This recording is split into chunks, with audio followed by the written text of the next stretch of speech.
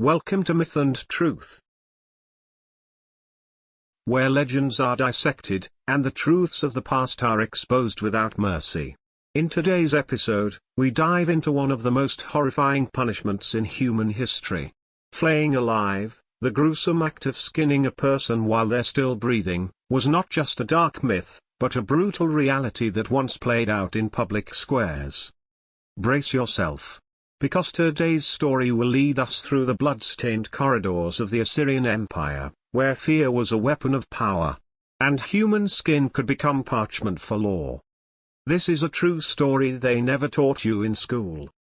Flat skin punishment, flaying alive in dark history. Episode 1, Shadows Behind the Walls of NINURTA. Setting. Beneath the dusty skies of the Assyrian Empire stood a magnificent city called Calhu. The city was the empire's pride, its towering walls adorned with carvings of gods and winged lions, its gates imposing, and its palace perched proudly on a hill, surrounded by exotic gardens and man-made pools. But behind that beauty lay a cruelty beyond imagination. Calhu was not just a seat of power, it was a place where traitors and rebels were punished in ways that made one's body tremble just by hearing it, skinning a person alive, publicly, as a grim warning to anyone who dared defy the throne. Our main character is a man named Ašur-ram, a brilliant and well-educated royal scribe. Born to a humble family, he rose through the ranks thanks to his skill in reading, writing, and dream interpretation, eventually working directly under the royal advisor. Ašur-ram was no ordinary man.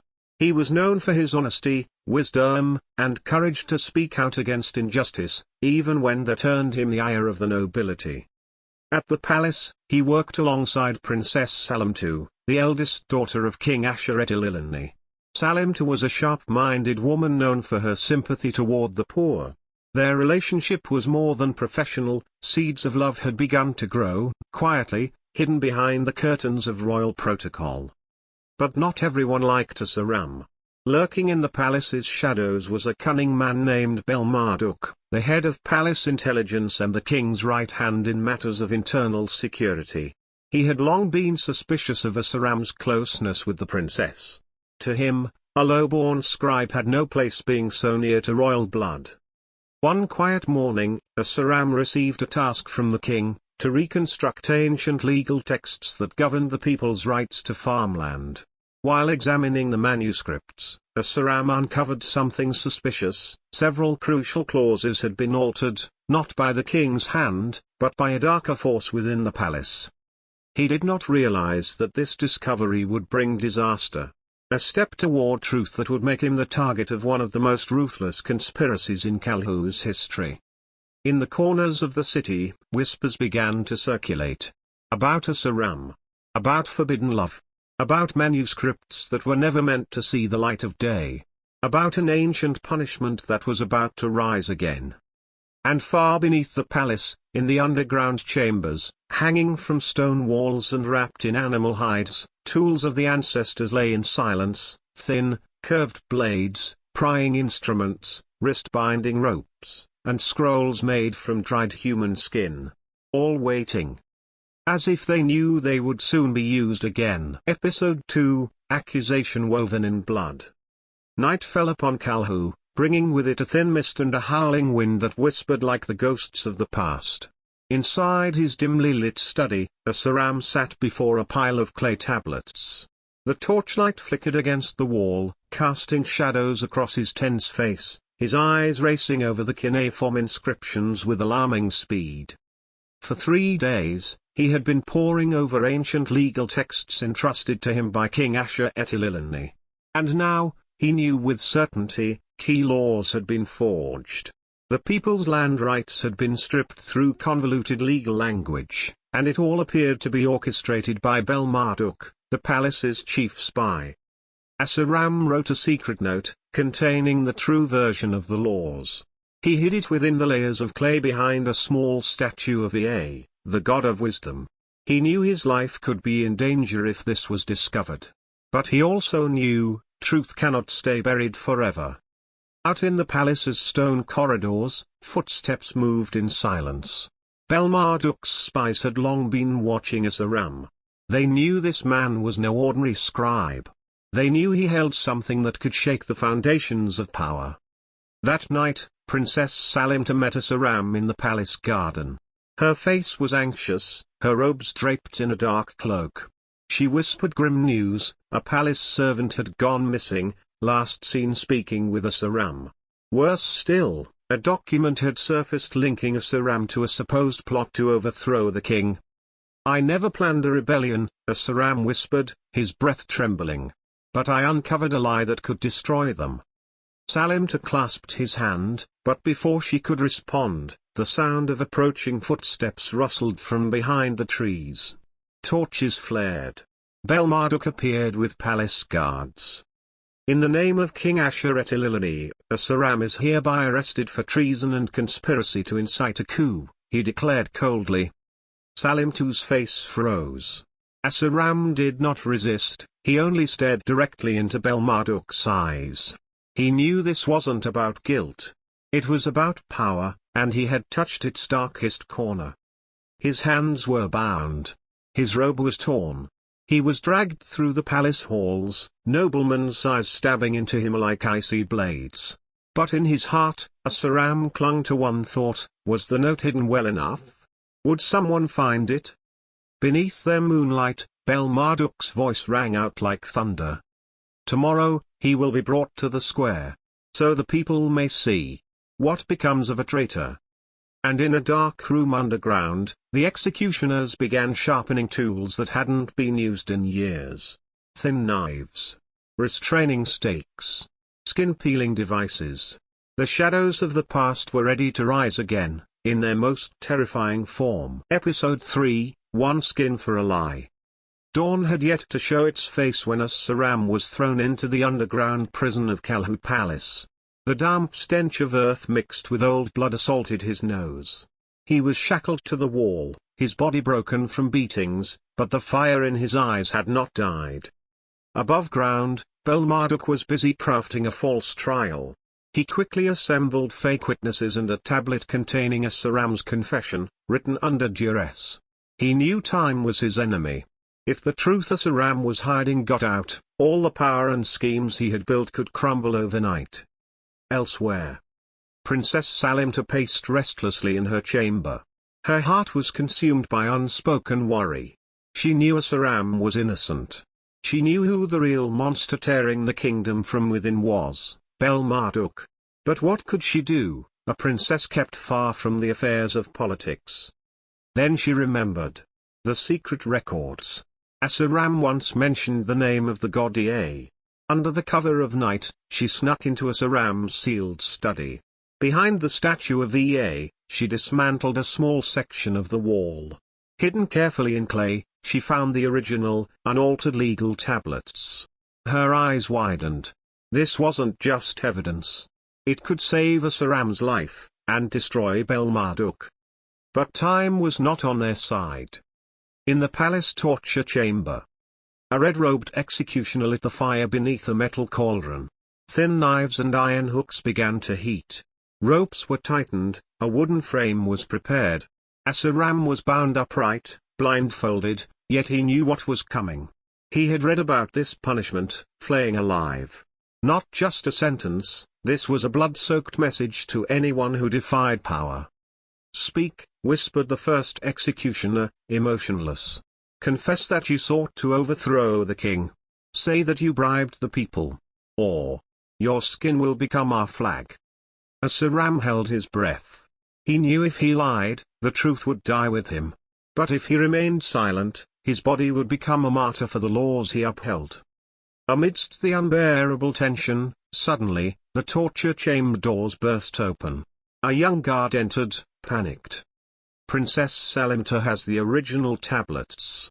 She begs audience with King Ashur-ram. There's proof of forged laws." The executioner froze. Bel-Marduk stepped out from the shadows, his face pale. For the first time, he had lost control. He shouted, "Don't let anyone leave the palace. The law must be protected with blood, not scrolls." But it was too late. Truth was already marching toward the throne. And Ašur-ram, with a body covered in wounds, smiled faintly. Not because he was saved, but because of one simple fact: truth was no longer imprisoned. Episode 4, The Climax Behind the Veil of Blood. The skies over Calhu turned red, not from sunset, but from the fury brewing within the palace walls. Princess Shalimtu stood before the grand gates of King Ašur-ram palace, clutching tightly a clay tablet inscribed with the truth. The guards hesitated. Never before had a princess broken protocol just to save a mere scribe. "I bring evidence of crimes festering within this palace," Shalimtu shouted boldly. "If you stop me, you're not just betraying your king, you're betraying your homeland." The guards, reluctantly, let her through. Meanwhile, in the torture chamber, Ašur-ram remained bound. Sweat dripped down his face, his breath shallow. The executioners were poised to proceed, but halted abruptly when a pale-faced servant burst into the room. The king's order. Execution postponed. Bel-Marduk, standing in the corner of the room, clenched his fist. He knew his time was running out. In the throne room, King Ašur-ram, an old man surrounded by power and paranoia, sat on his throne. As Shalimtu read the contents of the tablet and explained everything, about the forged laws, the false accusations against Ašur-ram, and Bel-Marduk's schemes, the king's expression began to shift. But Bel-Marduk did not stay silent. He entered the room, his voice calm and slippery. "Who will you believe?" he asked. "A young princess who knows nothing of politics? Or me, who has safeguarded this kingdom from rebellion?" A heavy silence followed. Then, Ašur-ram was brought in, his body weak, but his stride unwavering. He looked the king in the eye and said, "What I bring is not rebellion. It is the truth that has long been silenced." The king ordered the tablet to be read aloud in public. When the high priest recited the contents of the tablet, the atmosphere in the room shifted dramatically. The altered laws, the proof of Bel-Marduk's manipulation of the people's lands for elite gain, were made crystal clear. The king's voice trembled with gravity. "Bel-Marduk, you are no guardian of the palace. You are a traitor lurking in the shadows." Bel-Marduk tried to resist, shouting, "They have deceived you. They've twisted everything." But the guards restrained him swiftly. For the first time, the man who had spread fear throughout Calhu now tasted real fear himself. And the king made a decision unlike any he had ever made during his reign. The execution once prepared for Ašur-ram shall fall upon Bel-Marduk. Let the blood of justice wash away the blood of treachery. No one spoke. No cheers. No pride. Only silence, honoring a truth that had come perilously close to being lost. Ašur-ram turned to Shalimtu. Their eyes met. Amid a tragedy that nearly claimed his life, a small light remained. A hope that this land could still change. Episode 5, Resolution, Sins Exposed, Wounds Still Open. The morning sun slowly rose over the holy city of Nineveh. Birds awoke from their nightly slumber, and the air felt calmer than usual. Yet inside the grand Assyrian palace, the echoes of the previous night still lingered. Echoes of truth finally revealed, and justice that was almost forever delayed.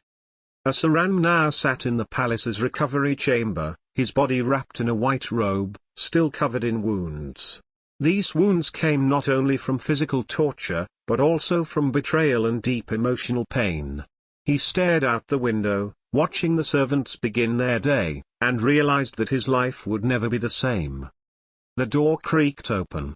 Shalimtu stepped in gently, carrying a bowl of water and a clean cloth. Her face was soft, her eyes still red from a sleepless night. She sat beside Ašur-ram and began to clean the dried blood from his hands. "The king has ordered full restoration of your name," she whispered. "The entire council now knows who Bel-Marduk truly is." Ašur-ram bowed his head. "But how many had to suffer before the truth was found?" he asked quietly. Shalimtu didn't answer. She simply held his hand. Silence. But in that silence, there was a language stronger than words. Meanwhile, in the palace's courtroom, Bel-Marduk sat on the cold stone floor, shackled at the wrists and ankles. Around him, officials discussed laws and consequences. There were no shouts, no screams. But Bel-Marduk knew, his days as a ruler were over. He looked around. The walls that once stood grand and mighty now seemed like a prison. He was no longer the holder of power, but a symbol of fall and greed. A sentence was delivered, lifelong exile, publicly shamed before the very people he once secretly oppressed. But he was not skinned alive. For Assyria wanted to show that justice need not mirror savagery. In the days that followed, changes began to ripple through the heart of the palace. Executioners lost their permanent positions. The legal council was pushed to review their brutal methods of punishment. The king, realizing how close he came to killing an innocent man, became quieter, more contemplative. Ašur-ram was offered his position back, but he declined. He chose instead to serve in the royal library, teaching cuneiform to the younger generation. It was there that he felt free from politics, from intrigue, from old scars. Though the marks on his back would never fade, he chose not to seek revenge. Shalimtu chose a different path as well. She no longer wanted to be just a symbol of the kingdom's beauty. She began speaking before the noble women, raising her voice about justice and the importance of women's roles in governance. Slowly, her voice began to echo in halls that had long been silent to rebellion. Yet every night, as candlelight danced upon the chamber walls, Ašur-ram still dreamed of the screams of those once skinned alive. He saw nameless faces, bodies that were never saved. In his dreams, they did not blame him. They only asked him to keep writing. To write so that future generations would know, power unchecked gives birth to darkness. And that's what he did. With a peacock feather quill and ink dark as night, he began to write the unwritten history. The end of episode 5, but not the end of everything. Because in a kingdom like Assyria, truth may be silenced, but it cannot be killed. And as long as someone dares to speak it, even with a body full of wounds, history will not be written by oppressors alone. Episode 6, Closure, Sins that Remain Unpeeled. The morning breeze gently swept through the courtyard of the grand temple at the heart of Nineveh, the glorious capital of the Assyrian Empire. The palm leaves rustled softly, as if listening to the suffocating silence in the air. At the center of the majestic offering altar, Ašur-ram stood alone, his body wrapped in simple white cloth. His wounds had long dried, but the wounds within his soul remained raw. Time had passed since that bloody night. Since Bel-Marduk, the traitor, was dragged before a secret tribunal and given the harshest sentence, flaying, carried out far from the eyes of the people, so that history could record justice without breeding vengeance. But Ašur-ram, the state's former executioner, had chosen not to attend. To him, one more life lost was not the answer to vengeance or remorse. Shalimtu walked slowly toward the altar. Their eyes met, for the first time since long avoiding one another. In Shalimtu's gaze, no anger remained. Only a pain that would never fully heal, and a sympathy for the man who had once sacrificed his conscience for his nation. The blood has been washed away, Ašur-ram. But shadows cannot be cleansed with water, Shalimtu said softly, yet firmly. Ašur-ram lowered his head. I don't seek forgiveness. Only to become a man who no longer hides behind his own shadow. That day, he laid down his sword, the symbol of power and the burden of his past, on the altar. He would leave the palace. He would journey across the empire's borders as an ordinary man, atoning not with more blood, but with a humble life. Shalimtu did not follow. She remained in the palace, continuing her role as the voice of the people and protector of the voiceless. Yet their hearts were no longer bound by vengeance, but by understanding born from shared scars. The sun sets over the Mesopotamian horizon. The silhouette of Ašur-ram walking away from the city of Nineveh, crossing the desert sands. The wind carries golden dust, swirling gently around his feet. The camera slowly rises, revealing the majestic city now distant, physically and spiritually. A minor key score lingers in the background, quiet, yet filled with hope. In a history written with blood, not all saviors are remembered as heroes. Some are merely human, trying to survive between sin and duty.